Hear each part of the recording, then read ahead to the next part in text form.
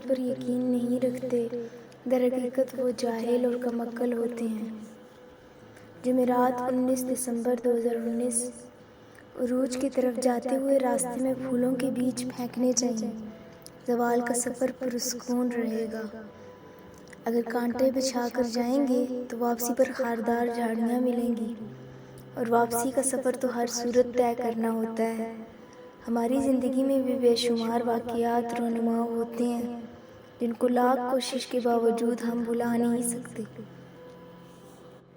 ایسا ہی ایک ناقابل فراموش واقعہ آپ کے لیے بیان کر رہی ہوں جو امید ہے آپ کو مدتوں یاد رہے گا۔ ایسے واقعات سنانے کا مقصد یہ ہوتا ہے کہ شاید کوئی نصیحت پکڑے اور سنانے کا حق ادا ہو جائے۔ یہ کہانی ماموں یونس کی ہے۔ ماموں یونس 4 بہن بھائیوں میں سب سے بڑے تھے۔ انہوں نے میٹرک تک تعلیم حاصل کر رکھی تھی۔ باقی بہن بھائی ان پڑھ تھے۔ گاؤں کے لوگ ماموں کو چودھری کہتے تھے۔ علاقے میں بھی ان کا کافی اثر و رسوخ تھا۔ ناظم سے ان کی دوستی تھی۔ نانا کی 40 ایکڑ اراضی تھی جو نانا کی وفات کے بعد انہوں نے پٹواری اور تحصیلدار سے ساز باز کر کے اپنے نام کروائی۔ جب دوسرے بہن بھائیوں کو پتہ چلا تو وہ اپنے حصے کی زمین مانگنے لگے۔ ماموں نے زمین دینے سے انکار کر دیا اور کہا، والد صاحب نے مرنے سے پہلے ہی زمین میرے نام کرا دی تھی۔ چاچو گاؤں کے چند بڑوں کو لے کر ان کے پاس گئے۔ انہوں نے ماموں کو بہت سمجھایا۔ یہ آپ کے بڑے، آپ کے سگے بہن بھائی ہیں۔ آپ کے والد کی زمین میں ان سب کا حصہ ہے۔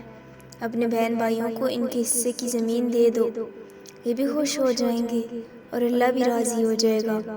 مگر کوشش کے باوجود ماموں ضد پر قائم رہے۔ یہاں سے مایوس ہو کر انہوں نے عدالت کو دروازہ کھٹکھٹایا۔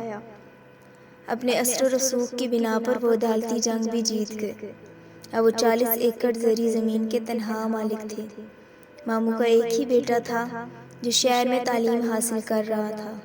ایک منشی رکھا تھا جو ہونے والی آمدنی کا حساب کرتا رہتا تھا۔ زمینوں سے اچھی خاصی آمدنی ہو رہی تھی۔ 40 ایکڑ زمین میں 2 ایکڑ زمین غیر آباد تھی۔ یہاں ایک پرانی قبر تھی۔ لوگوں کا خیال تھا اس قبر میں اللہ کا نیک بندہ دفن ہے یا کوئی غیر مرئی مخلوق رہتی ہے، جس وجہ سے چودھری یونس کی فصل دوسری لوگوں سے زیادہ اوسط دیتی ہے۔ زندگی صبر اور شکر کی آزمائش ہے۔ جو اس آزمائش میں کامیاب ہوتے ہیں وہی زندگی بسر کر سکتے ہیں۔ جو صبر اور شکر کی اہمیت کو نظر انداز کرتے ہیں وہ اس جہاں میں بھی اور آخرت میں بھی ناکام رہتے ہیں۔ لالچ عقل کو اپنا غلام بنا دیتی ہے۔ ماموں کو بھی زیادہ سے زیادہ کی لالچ رہتی تھی۔ انہوں نے کئی بار سوچا اس غیر آباد زمین کو بھی آباد کیا جائے تاکہ اسے کاشت کے قابل بنایا جا سکے۔ اس طرح آمدنی میں بھی اضافہ ہوگا۔ ایک دن انہوں نے اپنے منشی لیاقت کو اپنے ارادے سے آگاہ کیا۔ منشی نے کہا، ٹھیک ہے چودھری صاحب، ہم صبح کام شروع کر دیں گے۔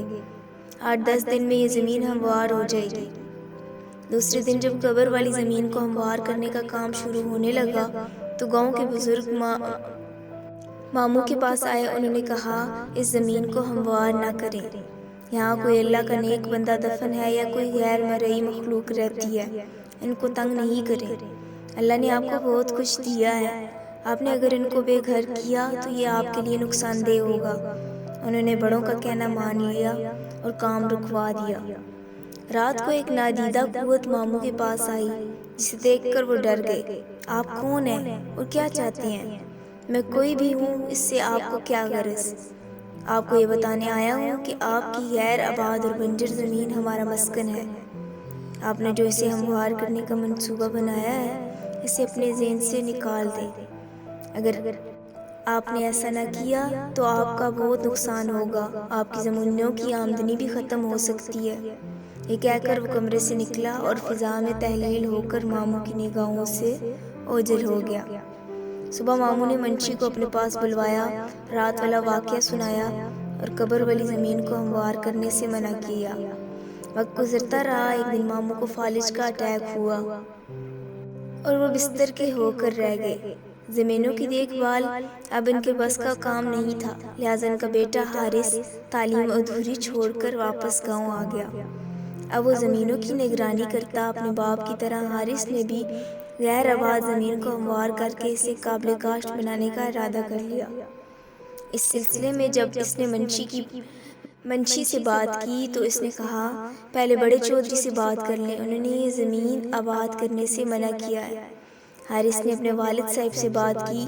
ماموں نے بتایا، یہاں غیر مرئی مخلوق رہتی ہے، اور اپنے ساتھ پیش آنے والا واقعہ بھی بیان کیا۔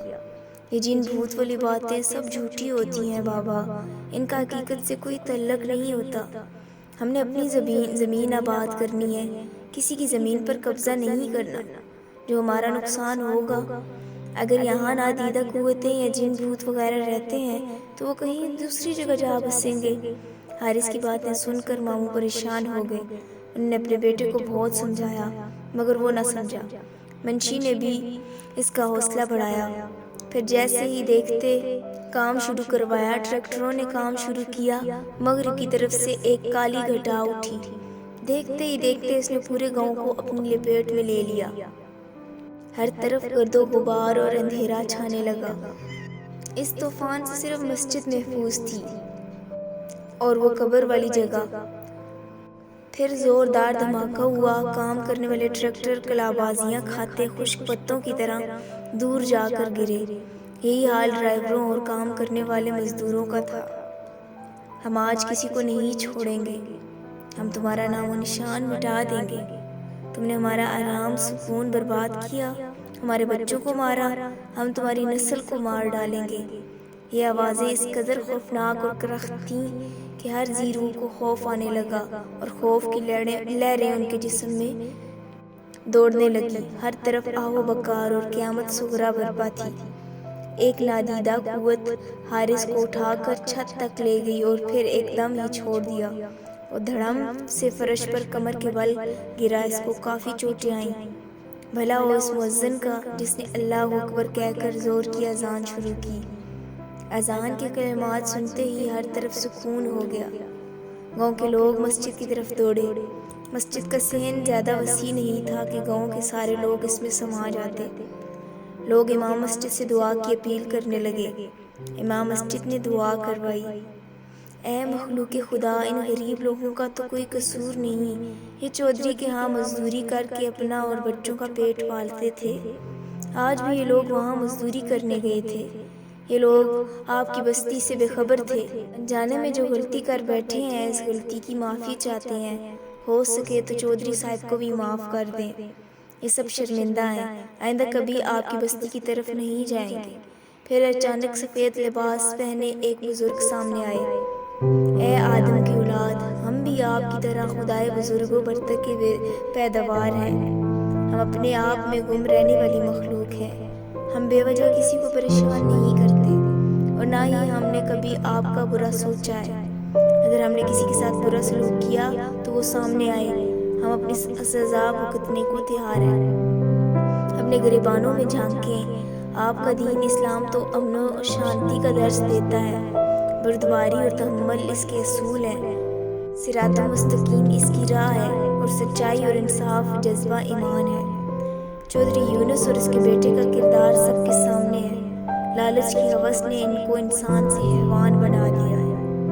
جھوٹی شان و شوکت بڑھانے کے لیے انہوں نے اپنوں کا حق مارا ہے۔ بہن بھائیوں کی زندگی عذاب بنا دی ہے۔ جاؤ، ہم نے تم سب کو معاف کیا، پھر کبھی بھول کر بھی ہماری بستی کی طرف مت آنا۔ دوبارہ غلطی کی تو ہم معاف نہیں کریں گے۔ یاد رکھو، اس وقت ہم خوف خدا سے آپ لوگوں کو معاف کر رہے ہیں، مگر چودھری یونس اور اس کے بیٹے کو کبھی معاف نہیں کریں گے۔ ان کو ہم تڑپا کر مار دیں گے۔ ہم ان کو ضرور سبق سکھائیں گے۔ انہوں نے اپنوں کے ارمانوں کا خون کیا، ہماری بستی کو گرایا۔ یہ معافی کے حقدار نہیں۔ ان کو معافی اسی صورت مل سکتی ہے اگر یہ اپنے بہن بھائیوں کو ان کے حصے کی زمین واپس کر دیں اور دوبارہ کبھی ہماری بستی کا رخ نہ کریں۔ سب لوگ گردنیں جھکائے ان بزرگ کی باتیں سن رہے تھے اور ان کی دہشت سے ہر کوئی کانپ رہا تھا۔ اب میں جا رہا ہوں، اگر چودھری صاحب نے ہماری بات نہ مانی تو ہم اس کو عبرت کا نشان بنا دیں گے۔ وہ بزرگ چند قدم پیچھے کی طرف اور پھر غائب ہو گئے۔ امام مسجد نے لوگوں کو مخاطب کیا، ہم سے غلطی ہو گئی ہے، اس غلطی کے ازالے کے لیے ہمیں دوبارہ اسی مخلوق کی منت سماجت اور قبر والی جگہ پر خیرات کرنا ہوگی۔ ہمیں ہر حال میں اس مخلوق کو راضی کرنا ہوگا۔ اگر ہم نے ایسا نہ کیا تو پورا گاؤں راکھ کا ڈھیر بن جائے گا۔ اسی وقت گاؤں کے ہر بندے نے اپنی حیثیت کے مطابق امام مسجد کو پیسے جمع کرائے۔ شام کو قبر والی جگہ پر خیرات کی گئی۔ ماموں یونس نے اپنے بہن بھائیوں کو وہاں بلوا کر ان کے حصے کی زمین دے دی۔ گاؤں کی رونق پھر سے بحال ہونے لگی، لیکن ماموں کی حالت پہلے سے زیادہ خراب ہو چکی تھی۔ ایسا محسوس ہو رہا تھا کہ ماموں کا آخری وقت قریب آ چکا ہے۔ گاؤں کے بڑے عیادت کے لیے آئے تو وہ مشورہ دیتے، چودھری صاحب اپنے بہن بھائیوں کو راضی کر لو، ان سے معافی مانگ لو۔ بڑوں کی بات مان کر ماموں نے بہن بھائیوں کو اپنے پاس بلوایا، اپنے کیے کی معافی مانگی۔ سب بہن بھائیوں کو راضی اور سب بہن بھائیوں نے اسے معاف کر دیا۔ ایک بار پھر جنات کی بستی میں خیرات بانٹی گئی۔ لوگ خیرات کے چاول کھا رہے تھے کہ ایک دم ایک لمحے کے لیے سب کچھ روشن ہو گیا۔ امام مسجد نے کہا، جنہوں نے دل سے چودھری صاحب کو معاف کر دیا ہے۔ دوسرے دن حارث نے اپنے والد کو شہر کے ایک اسپتال میں داخل کروا دیا۔ اب وہ آہستہ آہستہ تندرست ہونے لگے۔ ایک ماہ اسپتال میں رہنے کے بعد وہ گھر آ گئے۔ ماموں اب مکمل طور پر صحت یاب ہو چکے تھے۔